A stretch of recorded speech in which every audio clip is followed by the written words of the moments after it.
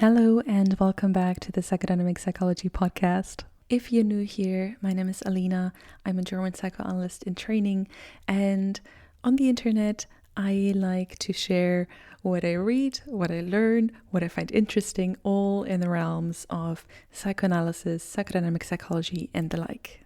Now, usually my videos or my episodes are very scripted. I focus on big ideas. I did a lot of reading previously, and then, I put together everything I say word by word and then present it to you.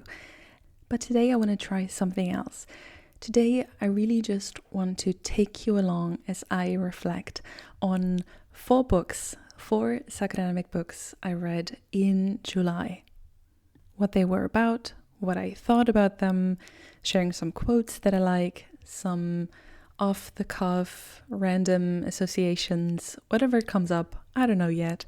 So this is what I want to do. So if you are a psychoanalyst in training as well, or a psychotherapist in training, or just a psychodynamically curious or a psychology student, I hope this video gives you maybe one or two new book recommendations that you might want to follow up with. And if not that, maybe you can take one or two books off your reading list, because after listening to me briefly recounting what they're about and how I like them, maybe, you find that you're not interested in this anymore. So this is my goal for this episode. And before we dive in, I'm a huge bookworm. I love reading. I read psychodynamic literature every day. And I did my best to start compiling everything I ever read into a Notion book list where, you can find the title, the author, publication date, remarks, my personal rating, which is very subjective, and wherever I can, a summary of the notes that I took. So if that is interesting to you, feel free to join my email list. This is where you can get those resources, and everything else will be linked in the show notes below. So let's dive in. According to my Notion dashboard, to my Notion table that I created, the four books I finished in July were, first of all, Attention Seeking by Adam Phillips. Next, The Shadow of the Object by Christopher Bollas. The third book is Schopenhauer's Porcupines, Intimacy and Its Dilemmas by Deborah Lubnitz. And last but not least, the fourth book was The Hidden Spring by Mark Solms. And I can tell you right off the cuff that those are four very different books. They range from talking about shame to introducing new psychodynamic concepts to elaborating on very enlightening case studies to neuropsychoanalysis. So yeah, this should be a very interesting mix. So let's start with the first book that I read in July 2024. The first book I read was Attention Seeking by Adam Phillips. It was published in 2019, I guess, and it's a fairly short book.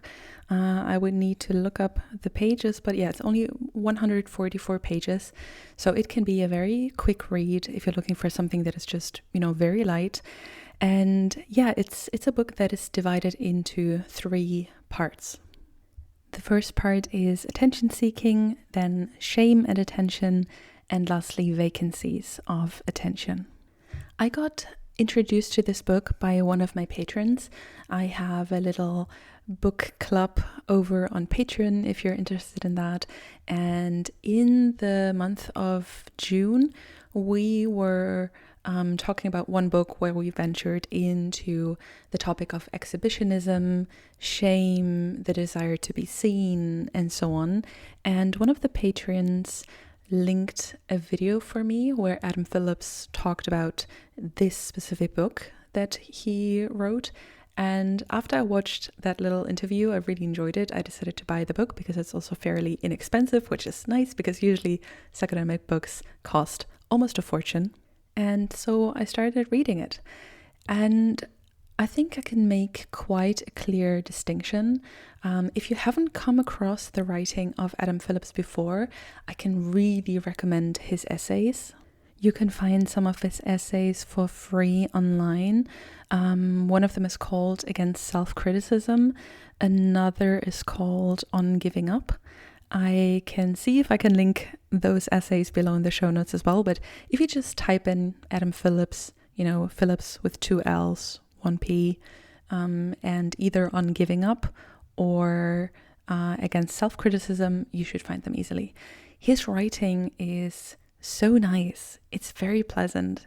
He finds a way to match psychodynamic ideas with current culture, with current discourse, with current issues. And yeah, I've enjoyed his essays tremendously.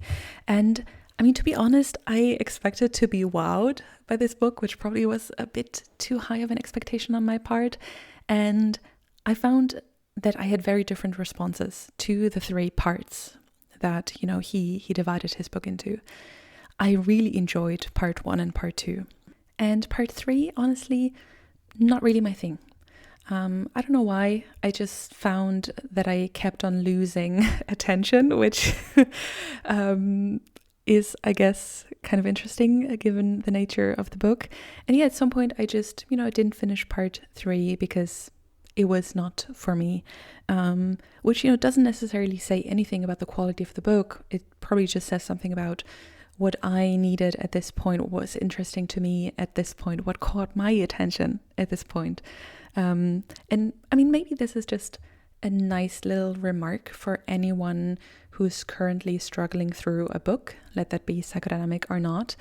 Because I remember when, I was not a huge reader when I was a child or an adolescent. And in 2015, I really wanted to start reading. I thought it would be, fantastic to gain more wisdom, understand more things, and start reading. And the one piece of advice that really made it easy for me to start reading was that I allow myself to ditch a book whenever I don't enjoy it anymore. Just because I buy a book, just because other people say it's a great book, just because, I feel somewhere that I should read this book, that doesn't mean that I have to read the book. I want reading to be enjoyable. Of course, every now and then, there's a book that's on, the to be read list in your seminar or at university, and then you can't escape it. But in your free time, I mean, you want reading to be fun. I want reading to be fun. And I think you can trust your inner compass or whatever that might be, that you will find the books that you will need to read at any given point, whether you're struggling with a particular issue with your patients, whether, something came up in supervision that you feel like you need to learn more about. So even if you listen to a podcast episode like this one, just trust your intuition. If I talk about any of the 4 books and you're like, oh, yawn, super boring, skip it. And if there's a book that you're like, oh my God, this sounds so fascinating, I always want to learn more about this, then, let yourself be guided that way. But never feel bad about ditching a book. At any point when, you just don't resonate with it anymore, or, it feels boring, or something's going on, just put the book to the side.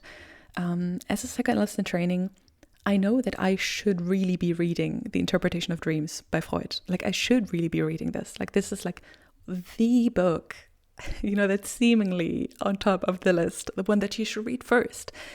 But it's also a very difficult book. It's so dry. And I mean, I'm a German native speaker, so I read it in the original. And for all of you English speakers out there, it's not just the translation, even though, many things from Freud were translated in a just very bad way. And I'm very excited for Mark Solms, actually the author of the 4th book I'm introducing you to today, because he actually took it upon himself to get an entire new translation of Freud's books ready. So yeah, I know I should read The Interpretation of Dreams, and I'm still stuck on chapter 6. I skipped chapter 1 because it was just 60, 70 pages of the current state of dream analysis in 1900. Not interesting for me. And then, I crawled my way through chapter 1, 2, 3, 4, 5. And then in chapter 6, I was just kind of I'm over it for now. So I put it away. Even though I know, it's still on my list. At some point, I'm going to get back to it. I know that chapter 7 is supposed to be the most interesting chapter, so I'm kind of excited to get to that point. But yeah, it's okay to ditch a book, and eventually I will get back to the interpretation of dreams, and eventually I will read it. And once I do, of course, I'm going to let you know all about it. But back to Adam Phillips. So I really enjoyed chapter 1. I really enjoyed part 1 and part 2. Part 3, not so much my thing. So I thought it might be fun to just share a couple of quotes, because if you sign up to my newsletter and you get, I think right now I call it Psychodynamic Library or something, when you get this Notion table where I always update the books that I'm currently reading, the books that I already read with all the links, etc. I also imported my Kindle highlights. So yeah, in case that is interesting to you, you can read those there. They're not too many because it's a small book and I didn't enjoy part 3. But there were a couple of sentences and paragraphs that I highlighted, and I thought it would be interesting to talk about them. So the topic of the book is quite straightforward. It's about seeking attention. Why do we seek attention? What does it say about us? What does it say about us that we are ashamed of either parts of us or the fact that we need to seek attention? And yeah, basically Phillips takes this entire concept of attention and looks at it through a psychodynamic lens, which, is very interesting takes. So the first thing I marked to share with you is on page 8. Phillips writes, "Because attention seeking is not generally prized, it has to be disguised as something else, as art, say, or manners, or prayers, or success. So a lot of our so-called creativity involves us in finding acceptable ways of finding and attracting the attention we desire." Unquote. The first thing that, this obviously made me think of was sublimation. This seems such a typical Freudian notion of there's an id impulse, in this case, seeking attention, and then the ego has to find a way to get this need met in a socially acceptable way, which would be, the ultimate, the most mature defense mechanism, which is sublimation. And I think, obviously, just me creating this podcast is a form of seeking attention. And I channel this wish to be seen, to share something of my inner life in the form of online content. Let that be this podcast or my YouTube videos or my newsletter, whatever that might be. The need to be seen, to be paid attention to, is something that is very natural. Everyone feels it, some to a lesser degree, some feel it more intensely. And I find that for many people, getting this need met is very tricky. It's a lot easier to criticize others for seeking attention than it is to think about yourself. Well, in what way can I satisfy this need to be seen, this need to be paid attention to? Obviously, there's a lot of potential criticism you can voice about people who share their opinions online or share what they learn online. But many times when I encounter someone who is very critical of others and uses much more of the energy to criticize others than to produce something in themselves, I feel a lot of empathy, because I wish they would give themselves permission to show something of their own creativity in a different way, other than just, criticizing others. But yeah, this is something that this quote from Adam Phillips's book made me think about. How do we find a socially acceptable way to seek attention? Why is seeking attention so unacceptable? And yeah, what can we do with this inner need to be seen, to create something, to show something to the world? The next paragraph that I found so fascinating and that made me think a lot is on page 26. Quote, "If trauma is untransformable experience, then any moral belief, or indeed theory, psychoanalytic or otherwise, that is simply abided by rather than personally transformed is akin to a trauma." Unquote. This has been so interesting for me because in my Patreon book club, we talk a lot about the individual biographies, the individual motifs of why certain psychoanalytic thinkers come up with the theories that they do. And we have reflected a lot about something I think also Nancy McWilliams said, that people come up with those theories either to balance their own shortcomings or to justify their own way of working, being in the world. So I thought, this was really catching onto this experience, because whenever, that would basically be the difference, if I'm not mistaken right now, between an introjection or an incorporation and an identification. An incorporation, there are three ways to internalize something. The first is incorporation, then there's introjection, and then there is identification, three ways of introjecting something. And so incorporation and introjection are the more immature forms. That would be something, like a traumatic experience is incorporated or maybe introjected. But then, if you transform this incorporation or introjection and it becomes an identification, you have much more made it your own. I hope I got the concepts right. If not, I'm sure someone is going to alert me to this.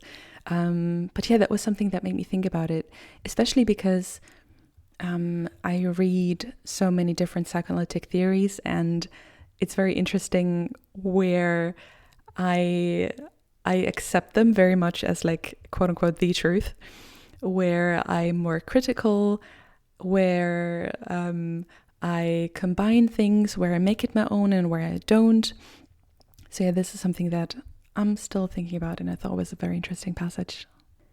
The next paragraph I found really interesting in Adam Phillips's book is where he talks about Jane Austen and how a critic, Miller, not Alice Miller, it's I think a literary critic, D.A. Miller, never heard of him, how Miller defines Austen's style. And so the quote is, "Austen's style, in Miller's view, the most distinctive thing about her, comes out of a shameful relation to marriage, something that nobody in her world could be indifferent to. We are more likely now to have a shameful relation to money or sex or food or fame or politics, but it is only possible to have a shameful relation to the things that matter most. That is how we know what matters most, or what is supposed to. By being ashamed of ourselves, we reveal what we value about ourselves and how we avoid our doubts about what we value, as though shame organizes both our taste and our moral intelligence. So essential is the shame, we need to conceal that it informs everything." Unquote. This is, of course, not, a brand new take, but I found it so interesting to think again about how both something like shame, but also, for example, something like envy informs us about what we value ourselves and what is valued within society at any given point. So, the difference that we are much less likely to feel shame about sexuality, even though that is still pretty much the case for many people, but less than, for example, in the time that Jane Austen lived. And today, topics like fame or money, politics are much more sensitive and much more likely to induce shame. And the last quote that I liked, that is the last thing I'm going to mention about attention seeking by Adam Phillips, is this quote on page 51. "Shame, then, is also a sign of self-deception, and the fear of it an abiding temptation, a baffling or a violation of a well-known morality. If you want to know what you want to be, pay attention to what makes you feel ashamed of yourself.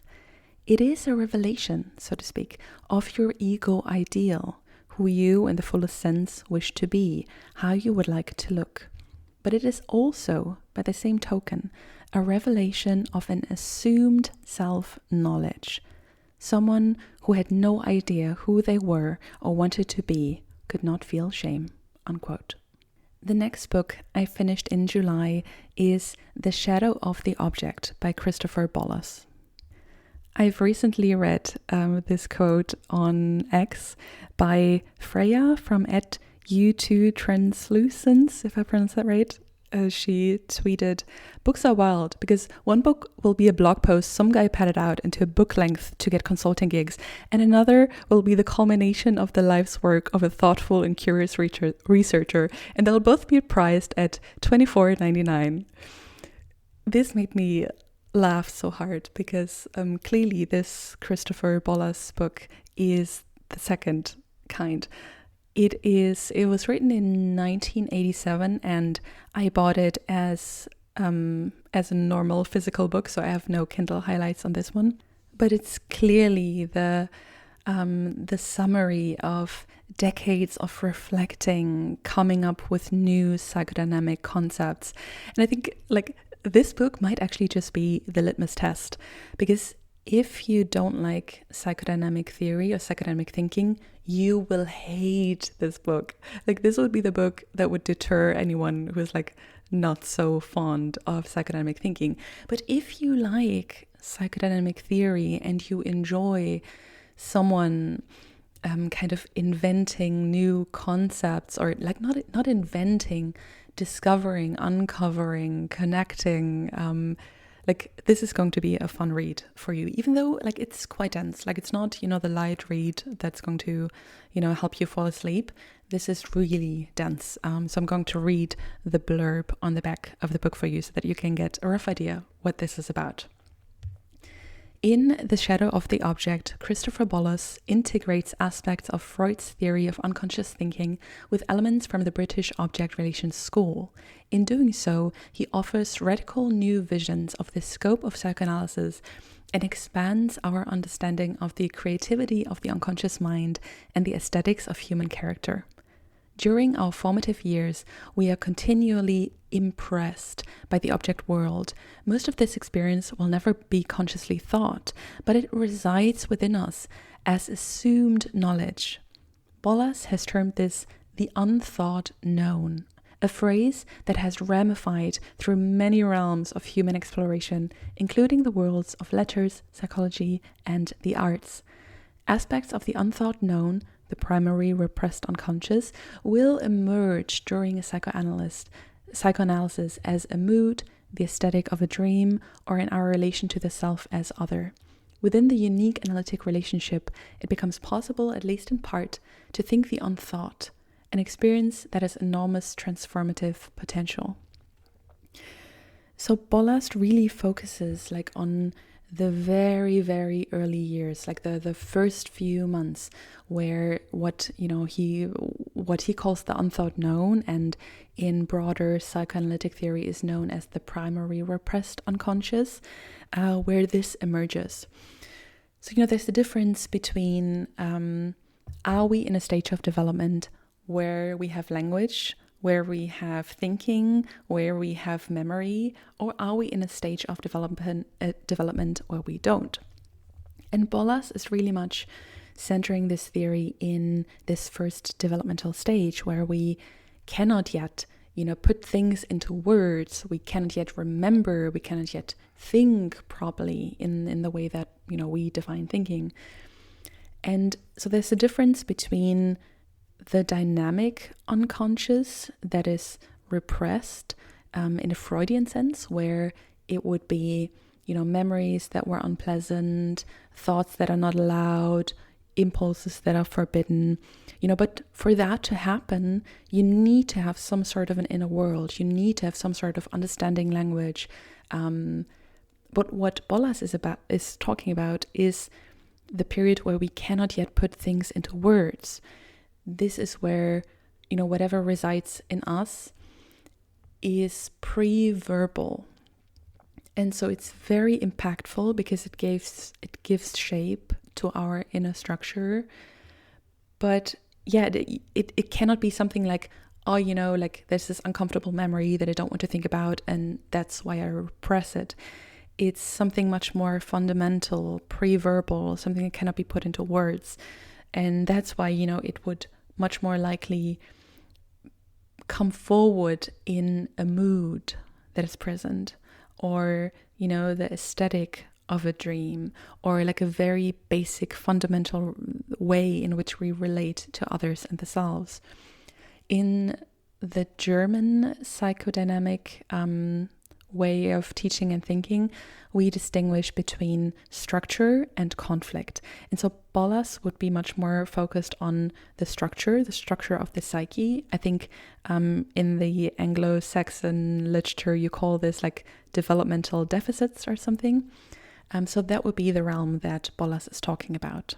And in this realm, Bolas, he defines a lot of new, very interesting concepts. The first thing he talks about is the transformational object. So in the beginning, the other, usually the mother, is someone who transforms, the infant's state. The mother is the one that transforms an unpleasant state into a pleasant state. And you can find, transformational objects in dreams or in the consulting room. I thought that was very interesting. One very interesting concept he introduced is the trisexual. I can't really summarize this in this podcast episode, but I probably should do a podcast episode about this because I thought it was so interesting. Then in the part 2, he talks about moods. So how does a mood reflect a process that has been conserved? He talks about loving hate. He talks about neurotic illness.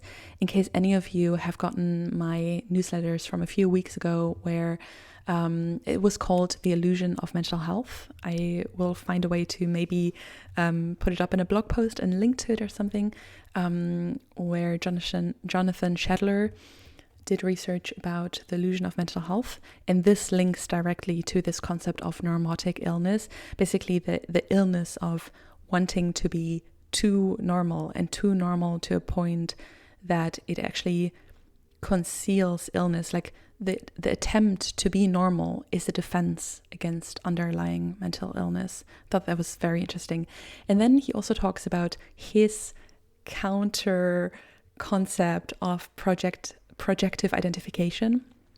I'm sure most of you have heard of projective identification. It's, such a common term, originally from Melanie Klein, and then it was developed and, today is everywhere. And Bolas comes up with a concept that is the inverse, and he calls it extrajective introjection, which is very interesting. Again, if you enjoy this sort of stuff, you should read this book because it's very interesting.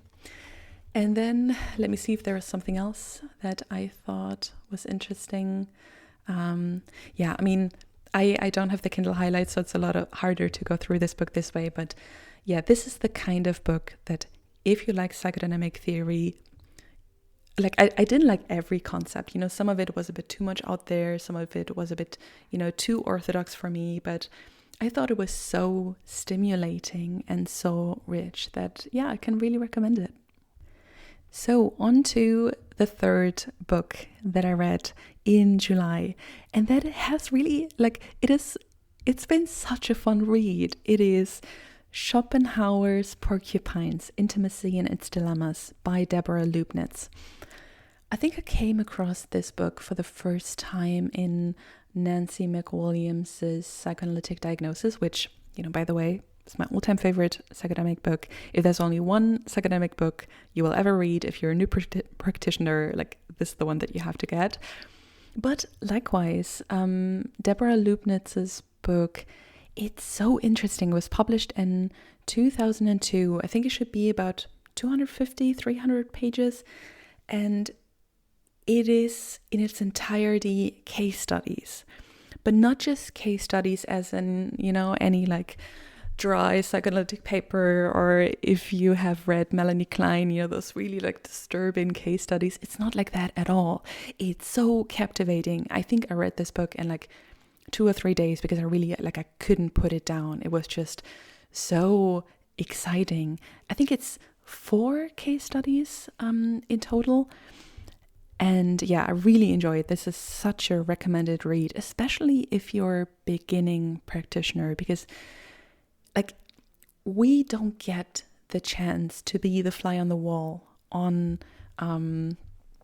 other practitioners' rooms. I wish I could. I wish I could just kind of sneak behind a curtain in my supervisor's room and drop a eavesdrop, what's the word? I don't know, to listen in on their sessions, because I think I could learn so much from this. So I think this is like the closest thing you can get to being in like a very experienced psychoanalyst room and listen in on their sessions.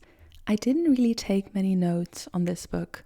Again, I read it on Kindle, so the few notes that I took are in this Notion database.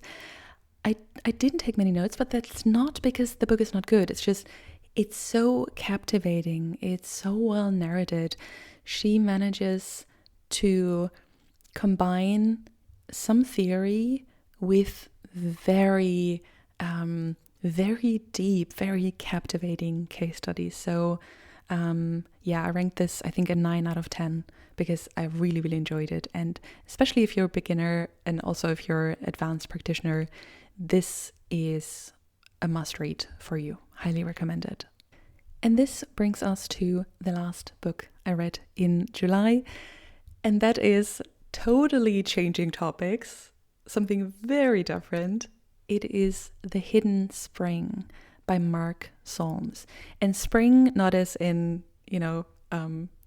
spring, summer, autumn, winter, but as, the beginning, the foundation, the hidden spring. And in this book, Mark Solms, who is the founder of neuropsychoanalysis, in this very recently published book, I think it's from 2021, so very recent, he tries to track down the hidden spring of consciousness by combining his training in neuroscience and psychoanalysis. I think Mark Solms, he's a rare specimen. I've seen many interviews with him on YouTube, which I really recommend. He seems to be such a knowledgeable, such a kind soul. Like, he really has something.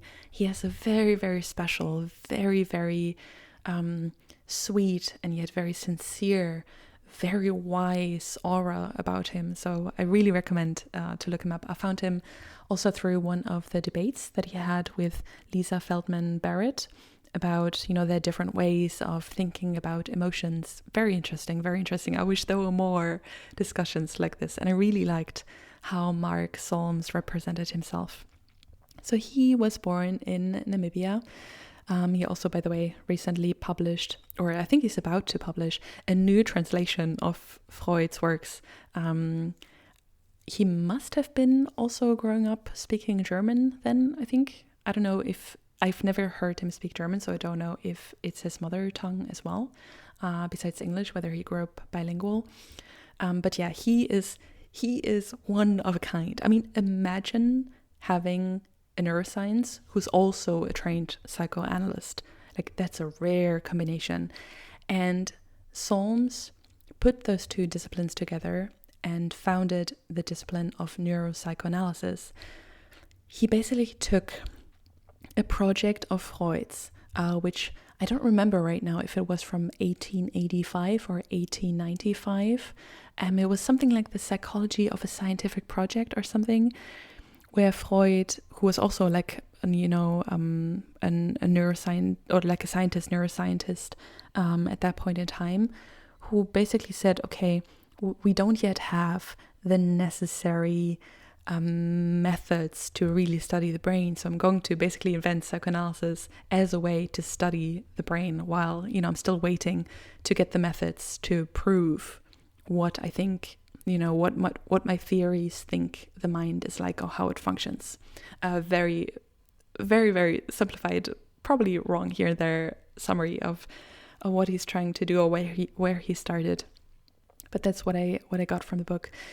So Solms got known first and foremost about something that I really want to make an entire video about because it's so fascinating.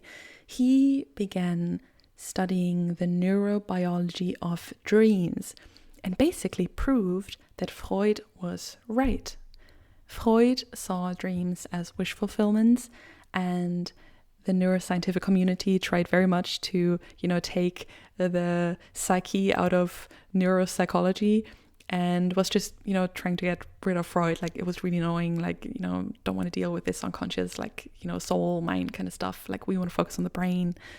And Solms, basically through, his dual training in neuroscience and psychoanalysis, discovered that actually the neurobiology of dreams has much more to do with areas of the brain that are directly connected to, motivation, to, wishes, if you will, than, to the cortex or anything, that would be rational.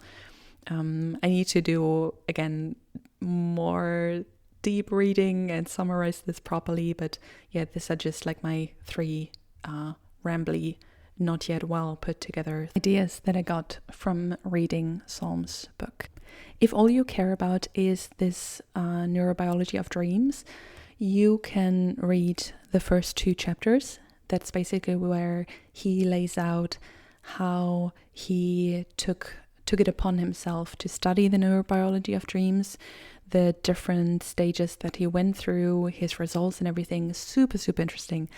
And after chapter 2, it gets continuously more complex. So, in the end, I was really overwhelmed because even though, of course, I have a master's degree in psychology, so I did study some neuroscience and the like, but it was nowhere near sufficient to keep up with all the physics, chemistry, neuroscience that Solms just needed to lay out to basically come up with his thesis that the hidden spring of consciousness is affect, not affect, but feelings, like conscious feelings, that basically consciousness evolved so that we could process feelings, which is, conscious affect, because our conscious feelings are a direct reflection of our needs. Very, very short summary that probably contains some faults, but read it for yourself. In the end, you really need to take your time because it gets really complex. And Solms is very good at explaining very complex subjects, but when it comes to very, very difficult physics and principles, he made it the simplest that it can be. I trust that, but yeah, it's very challenging. In the end, it went a bit over my head, so I probably need to go back. But yeah, the thing that I really want to focus on, because I thought it was so interesting, was this idea about the neurobiology of dreams, that we can actually find evidence that Freud was right. And yeah, that maybe the neuroscientific community owes him a bit of an apology. And of course, I'm totally biased here. I'm a psychoanalyst in training, so I love this sort of stuff. But again, of course, like, Freud was wrong about so many things, and there are so many, neuroscientific experiments that, probably people can show me that show all the ways in which he was wrong. So, that's totally fine. I have to admit, I get a little kick out of those sort of books and those sort of theses. So yeah, those were the 4 books I read in July.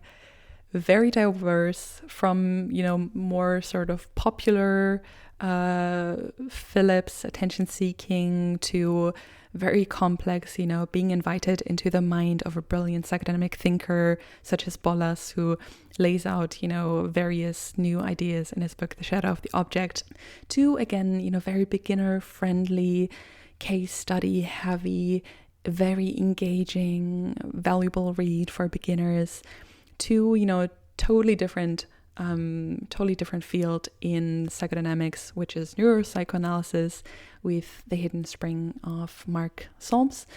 if you want to get my notes or get this overview of all the different books that I've read so far or plan on reading, am reading right now with my Kindle highlights wherever possible, check out the links in the notes, in the description, in the show notes, I think it's what it's called, and you'll find all the rest there. So I'd be very curious to hear if you like those sort of episodes. This is not, me pre-digesting complex concepts and then presenting them in the easiest way I can, but I just felt like chatting. I felt like I wanted to talk more about books because this is what I do every day. I read every day. I love books. I'm always on the hunt for new interesting reads.